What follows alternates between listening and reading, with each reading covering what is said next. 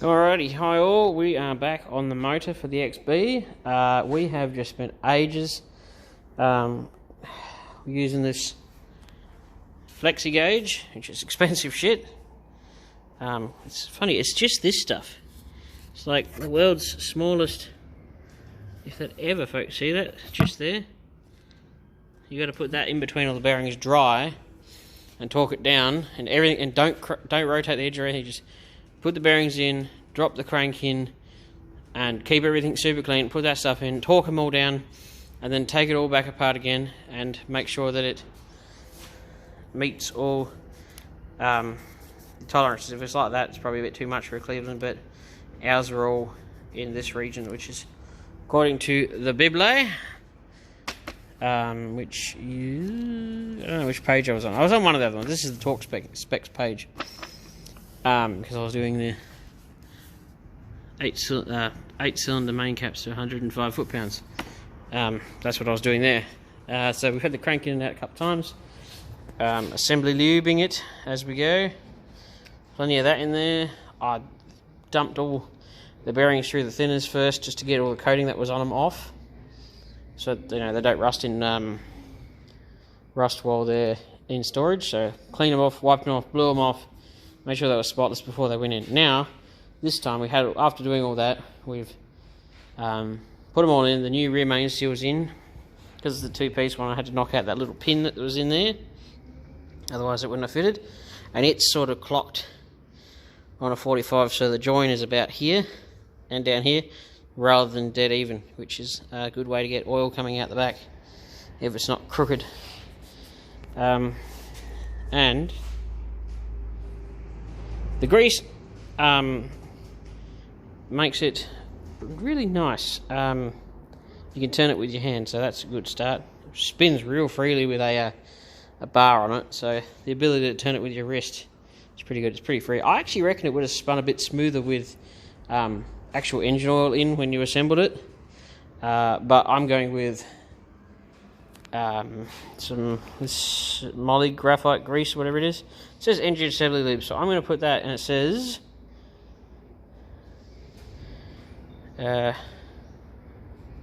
coating on everything before assembly, and it goes on everything. Basically, it goes on every single metal surface that touches another metal surface. So we've clearanced it all, cranks in, greased up. So now we're going to probably pound in the Welsh plugs on the side, put the oil plugs in, which aren't currently in, and I may throw in the camshaft, because when there's no pistons in there, you can get a bit better access in there. But yeah, everything was spotless before that went in. And yes, it's a 302. I'm doing it, but tough titties. You'll have to live with the fact that I've rebuilt a 302. And I still think people have this unrealistic idea that, oh my god, 351s are so good. Just, I still think a really fresh 302 could quite happily keep up with a 5.1 most days, especially one of the, a worn out 5.1 anyway.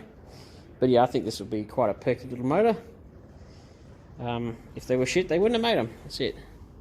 But yeah, hope you enjoyed this. I'm going to pound in the Welsh plugs in a second, and then give you another wrap up before I have to go back to earning money. Okay, so I didn't film everything because I needed to pay a fair bit of attention to what the hell I was doing. So how many of the Welsh plugs? They're in. Camshaft is in. That got lubed to death with its specific assembly grease, and that's in. Timing set's in. The only thing that was interesting, and it must have been how it was in the old one, but everything's greased up. That's the eccentric, just touching the cam timing gear, which I don't ever recall that. But then of course, this is the first set I've put in that wasn't machined, so I'm hoping that won't be a problem. I've rotated it into a different spot. You can see it's not hard by any means to turn. I've got to put the oil slinger on too. Bloop. Dot to dot. Well, it's circled as a 0 to the dot, and that's the cam in, well, basically the most basic position. I mean, it did have degreeing, but that's beyond my knowledge is going to take me. I know that if you put it like that, it will work. They're torqued up, the little the thrust plate, whatever it is, the thing that stops the cam from just got flying backwards and forwards. And I was just looking at the piston rings because I've never done this. This is totally new to me, and I was like, oh god, how do you tell which one's which? And then I looked at the packets, and obviously it says second groove, top groove, and oil groove. I'm like, huh. So it's idiot proof then. And yeah, 1188 22. I think that's 7. It's funny when it comes to building engines. I don't want to say they're relatively idiot proof, but even the main caps, they have to face a certain way, and they're all numbered front to back. And then like the pistons, they've got arrows pointing to which way the front is. It's quite fascinating, really. This is the first build I've done, and doesn't seem like it's requires that much precision, but it is an older engine. I imagine a modern engine might be a bit different. So, and then of course on the rings, if you can, there's a little tiny word that says top. So you know the ring has to go in that way, so facing up.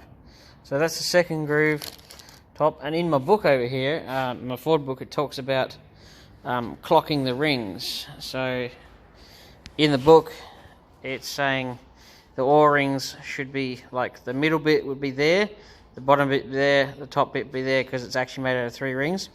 And then one of your other rings has to be over here, and then the other one's over here, all on diagonals of the piston. And I understand the total meaning of that, because if they're in this line, they'll dig a groove into the actual cylinder, because I've found out that as the piston goes up, it actually tips backwards and forwards ever so slightly as it's going up and down, just by the sheer mechanical force. So we're gonna. I've got my cam in, I've got my crank in, they're all happy. I just want to get one piston in, and then I will go back to the XD and I'll go back to earning money. I just want to achieve one piston before I stop it. Okay, we have a V2. Ended up doing, changed my mind, I'm just doing it all today. I was just sort of in the mood to keep going. So when I got the crank, they put a little protective coating on it, and I'm wiping that up before I put the doodads in, the pistons. Still rotating smoothly. You hear a bit of a noise, that's the tons of grease I put in the timing chain, but everything's behaving the way it should. So I'll clean up the next one. I'll clean them all. So I worked out that I was like, oh, I'll just put a piston in, then clean it. And I worked out, no, idiot, should have cleaned them before you put them in. Ah well, like, it's a full-blown learning experience for me. I've never done this before, and I mean, I pull motors apart. It's easy to take them apart. Putting them back together and hope to God they still work, another story. So, and I've got a Bees Dicker clearance in there, the 2000s, that's in there. I checked my rings. There is a woofer. You couldn't even put a pubic hair between it in the rings. It doesn't seem that much, but according to the feeler gauges, that's spot on, and the book. So I'm checking things as I go. And assembly grease is going on every mating surface. And then before it's fired up, I'll put that primer in, and I'll prime it up, make sure I've got oil pressure. Then I'll put my distributor back in, and then hope to God I got it right, and fire it up and have it sit at 2 grand for 20 minutes.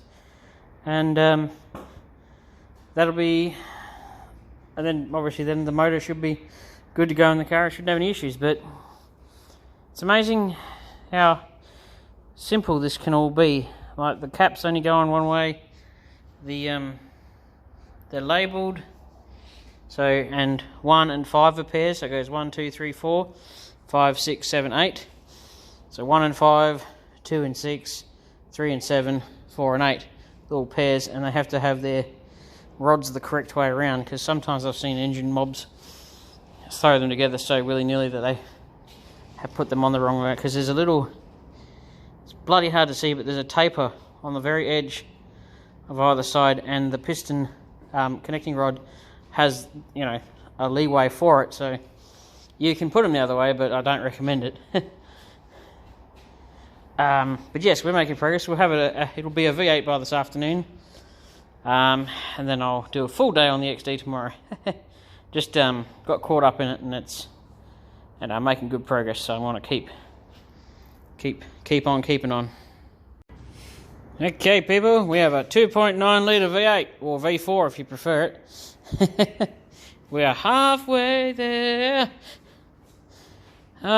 Stressful. Well, at least making sure you're putting the pistons in the right holes, and because you're turning it up and down, upside down, the right way up so many times, it's hard to not get confused which one's going in which hole. But I got myself a little system, and I've got pairs. So I got 7 and 3 and 4 and 8 together, so it's going to be okay. So we're just going to get the bottom end all together tonight, and then wrap it up, and then put it to bed for a few days, I reckon.